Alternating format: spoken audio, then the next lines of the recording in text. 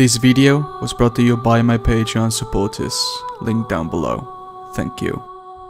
So, the lore of Doom Eternal has been explored vastly. I do have a lot of videos talking about it on my channel, but the game still offers a ton of hidden lore and secrets within its levels and environments. You might think that Doomguy is an unstoppable demigod, the bane of hell itself, the man you send to kill the boogeyman, and you are mostly right, but behind the unstoppable entity that is the Doomslayer, behind the demon-killing machine, the muscular build and the rip and tear, there lies a broken man, one that is still haunted to this day about the things he held dear in the very distant past, things that he wasn't able to save when this war against hell began. Maybe you didn't notice, but Doomguy holds himself accountable for what happened to his family, his wife, son, and pet rabbits. Hey man, if you are subscribed, thank you so much, and if you like this video, thank you as well, I appreciate that. We know that the demons in hell are the ones that took this man's heart and family, but Doomguy sees it in another way. To this day, after trillions of demons have been killed by his hand, after the countless horrors that this man has experienced with hell, how they corrupt and twist the minds of innocent people for their own benefit, and witnessing just how evil hell can be, Doomguy doesn't blame hell about his family's end, he blames himself. I wasn't there to protect them. What if I was there? I should have died with them. Doomguy only takes himself accountable for his family's demise. That's why he ripped his face from his one and last family picture. He hates himself for not being able to protect his family. To his very core, Doomguy is nothing but traumatized. Having lost his family and having no means to see them in the afterlife thanks to his immortality is nothing but tragic. Back in the 90s, it was said that Doomguy was a firm believer of Christianity, but reality is often disappointing. Every human that is killed by the demons is taken back down to hell, to be either used as resources for hell's energy production, Argent energy, or is turned into a mindless demonic being, devoid of any thought or anything that resembled their past life. There is a very high chance that somewhere along the eternal crusade of the Doomslayer against hell, he encountered his demonized wife and son and killed them without any second thought, as the humans that are turned into demons are more biomass than anything else, so Doomguy wouldn't even notice that he just killed his own wife, son, his family. You can approach this as an act of mercy from our demon slayer, but nevertheless, having to lay down someone you deeply loved, whether that person is a demon, zombie, dead being or not, must be nothing but traumatizing. Even more where you discover that your family is not going to heaven to live an eternal life with the angels as you believed.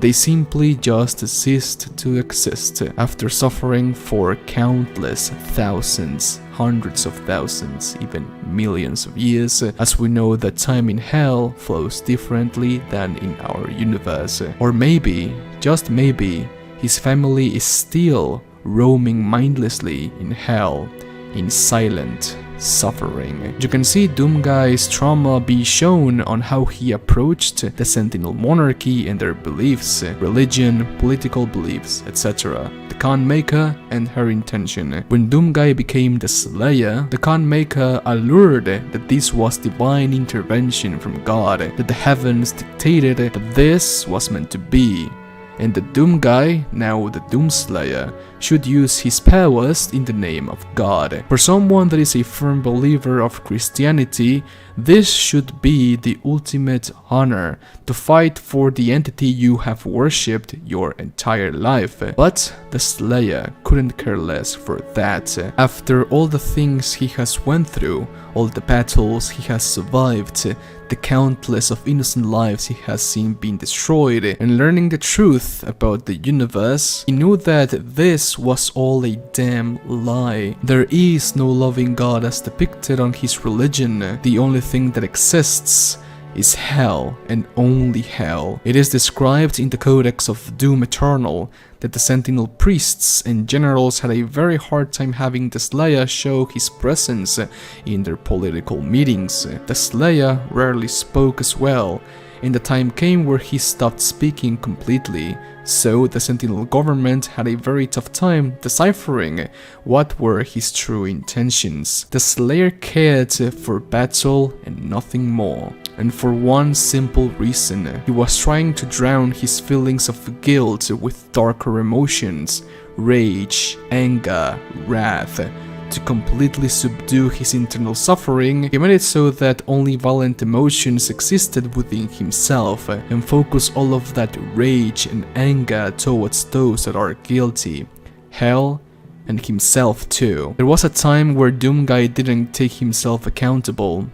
Perhaps there was a time where he wanted to die. He did sacrifice himself to close the portal that led to hell from the inside. Doomguy was ready to die here. How can a mortal defeat the entirety of hell? That's impossible.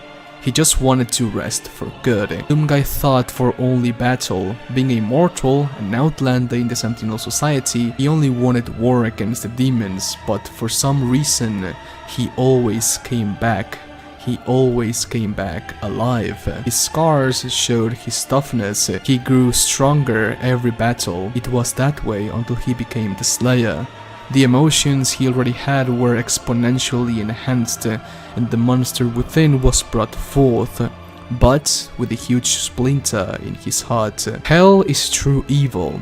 It will do everything and anything to bring you down. Hell knows more than anybody else that numbers are nothing to Doomslayer. So, on top of sending millions upon millions of demons to stall the Doomslayer as much as they can, Hell has also played with the mind of Doomguy. In the entirety of Doom Eternal, we can see little rabbits that resemble Daisy across all the levels, from Hell on Earth to Final Sin. Even on Necrovol, the very deepest pits of hell, and Urdak, the 6th dimension. You might think that this is just a cool little Easter egg from id Software, and I wouldn't blame you if you thought that was it. But the reality of it is nothing but cruel. The daisies we see through the campaign are nothing but an illusion made by either his own mind or little tricks played by Hell. You can take this as you want, but I believe that this phenomena is Hell messing with Doomguy's psyche in an effort to weaken his resolve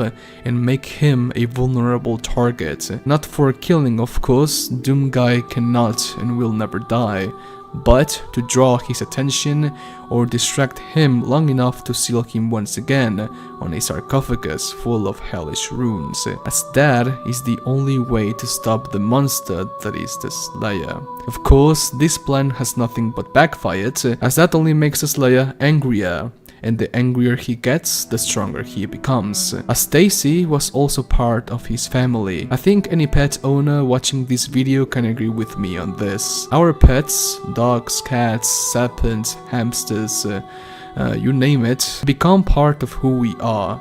They are essentially family, and when they eventually leave our world, they will leave a void in our heart.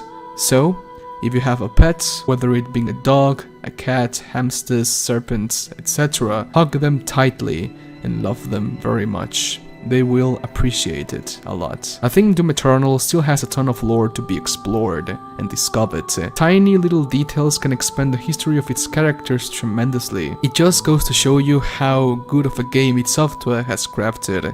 I know, this game is 90% gameplay and 10% story, but I appreciate that story, and whenever I discover something new about it, I'll be here, talking about it. So be sure to subscribe if you haven't already. And so okay, my Spartans, thank you for watching this video. Let me know what you think about this video down in the comment section, leave a like if you did, and a dislike if you disliked it. It is completely fine, and have an awesome day. Adios, bye.